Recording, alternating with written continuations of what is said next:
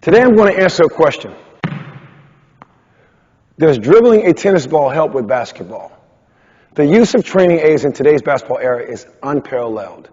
Tennis balls are one of those aids, and they absolutely have value when it comes to basketball development. But it may not be in the way you think. So today I'm going to show you what areas tennis balls will help your game and in what areas they will not. I'm Coach Charlie with Attack Basketball Academy. As a premier basketball player development coach, I have trained thousands of players around the world to become premium players, and I want to help you on that journey. So in this video today, I want to give you the #1 reason a tennis ball will not help you become an elite dribbler. Next, I'm going to show you why a tennis ball is the key to controlling your defenders. Last, I'm going to show you the top 3 drills to perform with a tennis ball to increase your ball control. And on top of that, I have a bonus that I'll give to you, but only if you stick around to the very end. Let's get right into the #1 reason a tennis ball will not help you become an elite dribbler. A basketball is not this small. You can't control and manipulate a tennis ball like you need to do that with a basketball. Stop it. It won't even help your technique, because let me share something with you. The quickest you're ever going to dribble is that blur you have behind my hand. We call that hands a blur. That's hand quickness, hand speed. This is not going to speed up my dribbling. I'm not saying it's wrong. You can do it. It's going to be a waste of time. Sorry. But this is not going to do it. So understand this. To build your technique, you have the mentality to understand that the quickest you're ever going to dribble is what we call hands a blur. That blur is the quickest I ever dribble. That's it. So this is not going to do it. This is not the key. However, if you stick around to the next point, I'm going to share with you why using this will help you control your defender, like I said before. Before I show you why tennis ball is the key to controlling your defenders, I noticed that you're not a subscriber. I develop premium basketball players, and we have a lot of information on this channel. I roll out 20 new high-quality videos every month to help you. So you may want to become a subscriber. Click that subscribe button. Now, let me show you why a tennis ball is the key to controlling your defender. See, a tennis ball acts as what we call a disruptor, or a defensive player. And what it represents the side of a defensive player's body. And there's a certain way when I actually toss this ball in the air, I'm going to turn it to the side, I turn this way. There's a certain way when I toss it, I actually need to catch it in this toss and snap method, because I need to learn to keep my offhand active, right? And I don't want my palm going to the sky, because when I look to make a move by my defender, see, I'm bellying out. If I have my back to you making that same move, my palm is to the sky. I evade to get away from my defender. See, look at where I'm actually going. So what you actually want to do is learn that when you actually coming up next, I'm going to teach you how when you toss it up, you want to learn to snatch it. Again, it acts as a side of the defender's body. And there's certain places you want to keep your offhand active and engaged when you're actually using a tennis ball to help you get better at keeping your offhand, we call it also the chicken wing, active and engaged. So instead of having a drop hand, I'll back up a little bit. So instead of having an offhand that's just down, you want to have your offhand up and active. So kind of getting to the next point, I want to learn how to toss it and snatch it in the air, because that's how I need to keep my offhand active. So now when I look to go by a defender, look at how straight I can be and narrow to the basket, because now my palm is not in the air, it's to the ground. That's why the use of tennis ball acts as a disruptor. I want to keep my eyes on the tennis ball when I actually catch it and snatch it, because I want my palm to be to the ground. So when I don't have a tennis ball and I'm actually making moves on the court, I'm so used to keeping my palm to the ground to gain advantages by my defender. So that's the key as to why using tennis balls are important. It helps you learn how to keep an active offhand. We call it also the chicken wing or arm bar.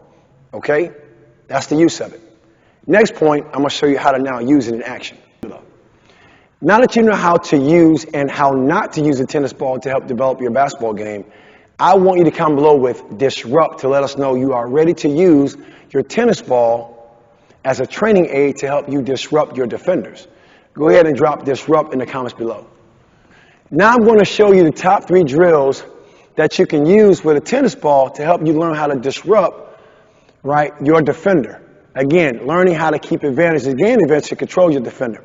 So first, no ball, get a feel for it in a stance. We call it our athletic stance, learning how to play low. Shoulders game, our shoulders to a defender's waist, right? Not necessarily, it's not wrong to be upright. I want to make sure my head doesn't get cut off, right? But I want to be in a stance. Now I want to play this first drill. I want to learn how to play this toss and snatch game. I want to toss it up and snatch it. Right? I want to keep my eyes on it as well. See, I'm tossing it open palm, toss open palm to the sky, snatch it, close palm to the ground. See? Toss, snatch. Toss, snatch. Learning how to keep an active offhand. I'm also in my stance, low athletic stance, shoulder game, ready to bring it. Right? 10 times, toss, snatch. 1, 2, 3, 4, 5, 6, 7, 8, 9, 10. Notice I'm not catching the ball with an open palm. Not wrong, but again, if I look to make a move by my defender, open palm, my belly goes out. I have to now cross step. Now my defender has an opportunity to catch up. Versus when I have a closed palm, I do that same cross step move. I can go a little longer and straighter to the basket. Now, what you do on your left hand, do on the right side as well. Right? Get a feel for it. Toss it, snatch it. 1, 2, 3, 4, 5, 6, 7, 8, 9, 10. Now, also, why am I not throwing the ball in different random places? Well, here's why. Because think about this. What you are attacking on your defender is really 2 areas, 2 major areas. First, you are attacking their waist down. So think, their waist area, hip area, their thigh area to knee area, and then if anything, kind of like the shin area if you ever get that low. But I call it, for my players, for ease of understanding, is waist down attack. So when to apply the skill of armbar going waist down to create extra space separation is when a defender's hands are up. Defender's hands are up, we want to attack with our armbar waist down. So hip, thigh area, knee area, legally, right? I want to make first contact legally, and how I do it. See, no palm up. Palm up, I go here, I hit, charge, player control foul, they call it. Palm down, I'm more squared, I go by them direct, I'm shielding. Now this is a shield. This L you see now acts as a shield. It disrupts my defender's rhythm. I now create extra space separation because the first step I'm going to take is going to place me right after my defender, and I want my defender in position of weakness. I want them on their heels. So that's why I'm not tossing the tennis ball all random places. No, I need to toss it to the sides of their body. So waist down is one concept. Now when the wrists are down and they're playing defense, more so trying to guard my dribble or your dribble, now you want to attack wrist up. Now when you take that same step, wrist over wrist we call it, now my chicken wing, arm bar, right, my shield is now attacking that defender's wrist all the way up their arm to like their tricep area, right? So I'm not randomly throwing the ball all kind of places. No, their frame, their body's frame won't be as wide as mine.